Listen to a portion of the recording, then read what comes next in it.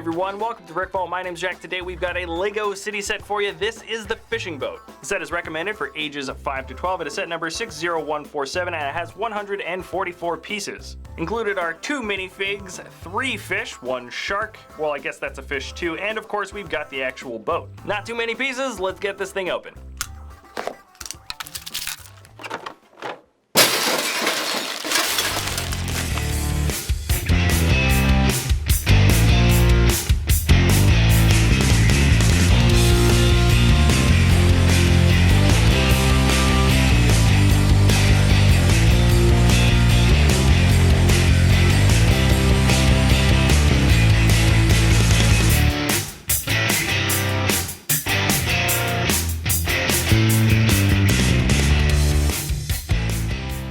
Okay, so the fishing boat is sitting in front of me. I'm liking the shape of the boat quite a lot, though to be fair, most of the shape of the body is really just made up from the single mold that makes up the hull of the ship. It's pretty narrow and sleek, and it even looks kind of nice from the bottom side. Similar hulls like this have belonged to boats that could float in LEGO, whereas most don't actually float, but considering the fact that the 2 motors in the back are relatively heavy compared to the rest of the build on the ship, if this thing does float, it probably just barely skims above the water surface. The hull comes with a special made piece that is supposed to fit in to the top part. It actually comes pre-assembled like this, but you can pop off the top gray and check out the inside. There really isn't a lot of open space, and the buoyancy of this ship I'm sure is definitely affected by this. But anyways, the detailing does look good. I like the dark red mixed in with the light gray, dark gray, and white. The single highlight color really doesn't stand out a whole lot and makes this boat feel just a little bit more real and not so cartoony. Despite that, we still have some very large stickers on the side that show sport fishing and a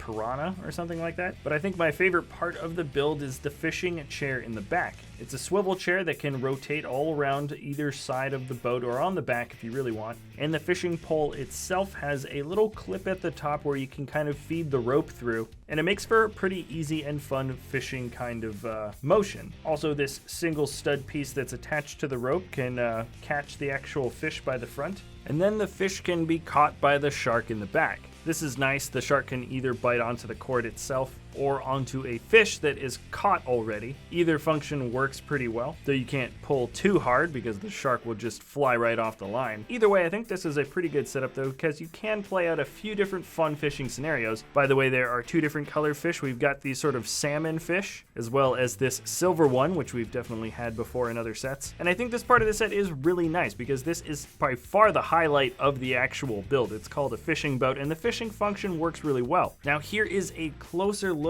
at the 2 motors in the back. They're very poseable, and generally speaking you can angle them down if you like, or even flip them all the way out of the water. Now the front part of this ship is pretty darn simple, I gotta say. We've got a few antennas sticking up, as well as the little radar spinning majiggy on the top. There isn't even a seat set up for the captain, which I think is fine. This is one of those sort of standing steering wheels, and that little sticker detailing is revealing, I suppose, some kind of sonar. Lets these fishermen know where the fish are underwater. And the front of the ship is relatively basic. I like those smooth curved dark red pieces that go down. We've got a lifesaver for good measure. And let's take a look at our 2 minifigs. The minifig with a female head also has a torso piece that shows some curved hips, and I guess it's some sort of windbreaker. Pretty decent printing actually. Even the simple stuff that's coming out for LEGO City is starting to look relatively detailed. She comes with a life jacket piece because safety first, and she's got a brown ponytail. The next guy has sunglasses and what looks like some sort of green striped polo shirt and a hoodie. Pretty good torso piece. I really like that they added that extra bit of dark blue printing on the inside of the hood from behind. Just a nice little subtle touch. And he also comes with a life jacket and also a hat. The set comes with a buoy, and there it is. This is the entire set together. Some people might be discouraged by the part to price ratio.